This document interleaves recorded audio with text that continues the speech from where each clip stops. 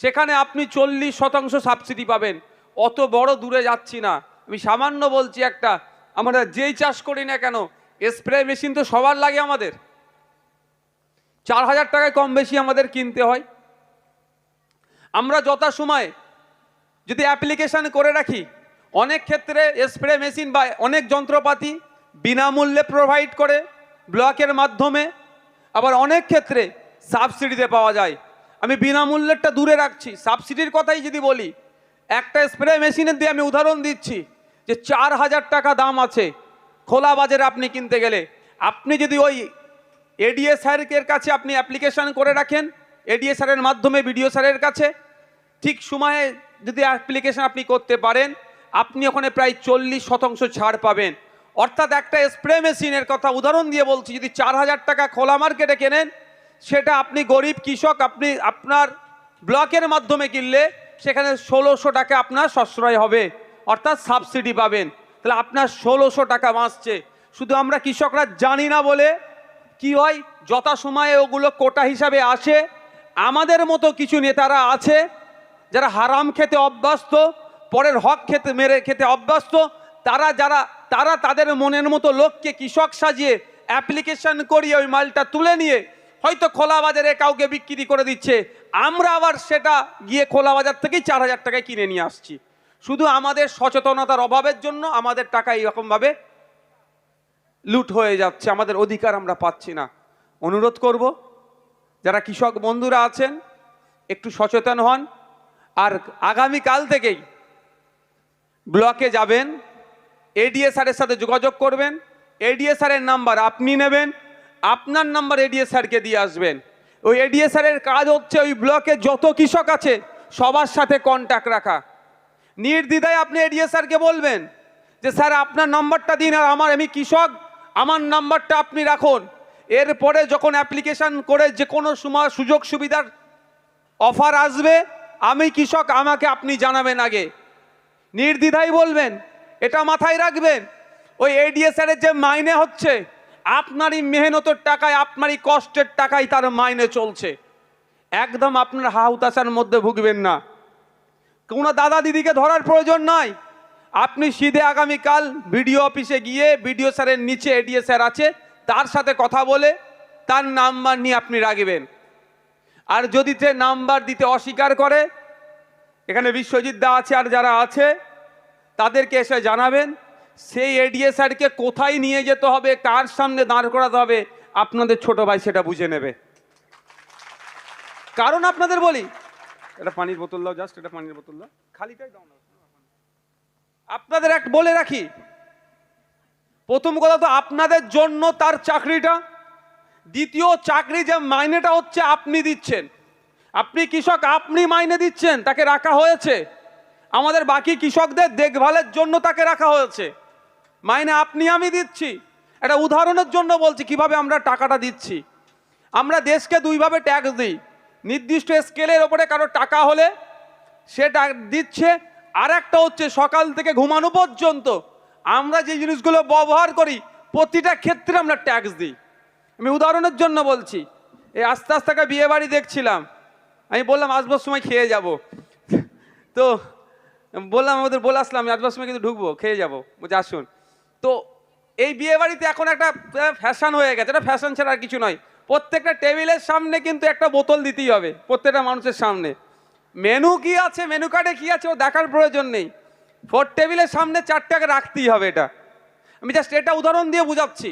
এটা আমরা 10 টাকা দিয়ে কিনছি, এ বোতলের এক বোতল 10 টাকা। কিভাবে জানছি?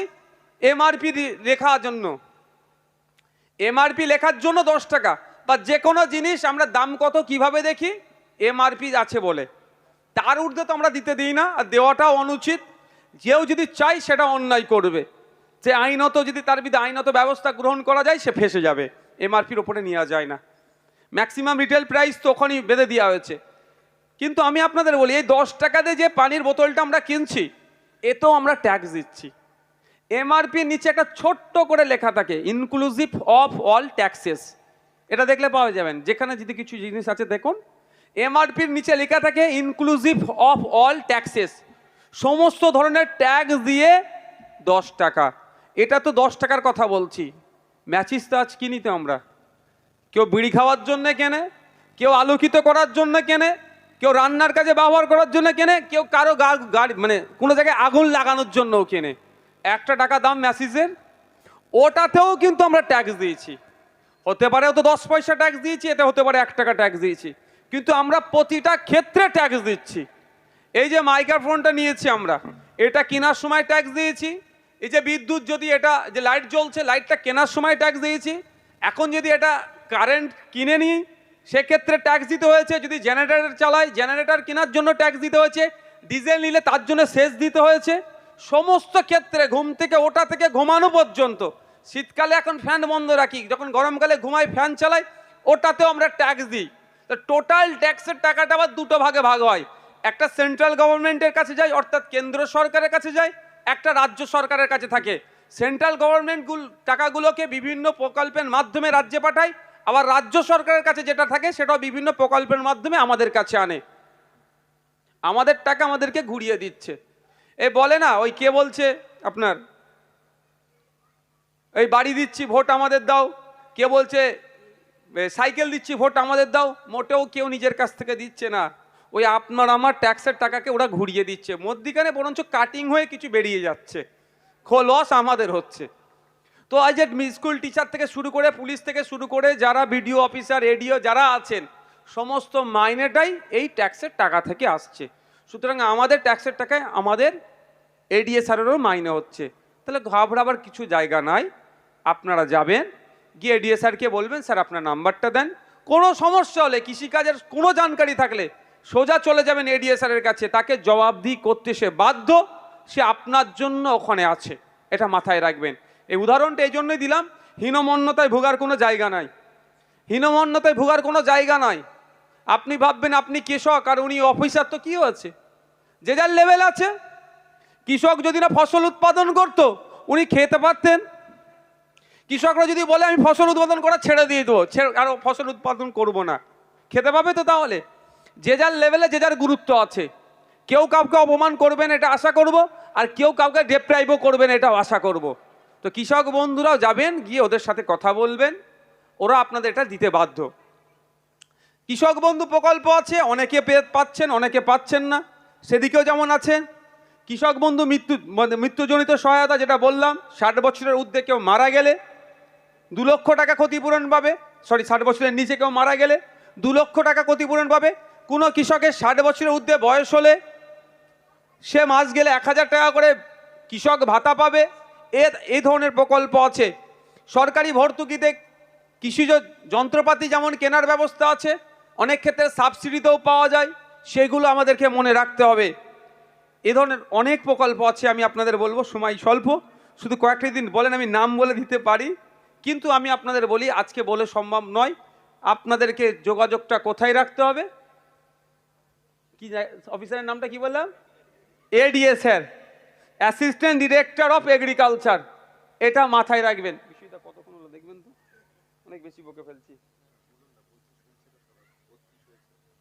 আচ্ছা, কারো অসুবিধা হচ্ছে নাকি শুনতে? আশা করছি নতুন জিনিস শুনছে।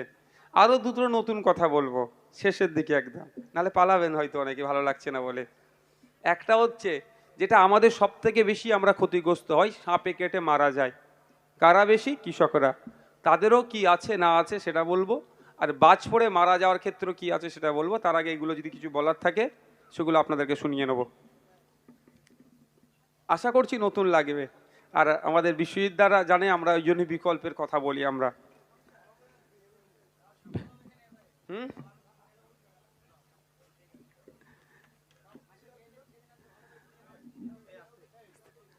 দেখুন, ব্যাপারটা হচ্ছে সত্যি আমি ভেবে পাই না, আমাদের পার্শ্ববর্তী রাজ্য পাঞ্জাব, সেখানের কৃষকদের মাইনে কত, মাসিক গড়াই কত, হরিয়ানার কত, অরুণাচল প্রদেশের কত, জম্মু কাশ্মীরের কত, এবং সাথে সাথে সমস্ত কেন্দ্রশাসিত যে সমস্ত রাজ্যগুলো আছে সেখানকার কৃষকদের পরিবার পিছু মাসিক গড়াই 18,511 টাকা।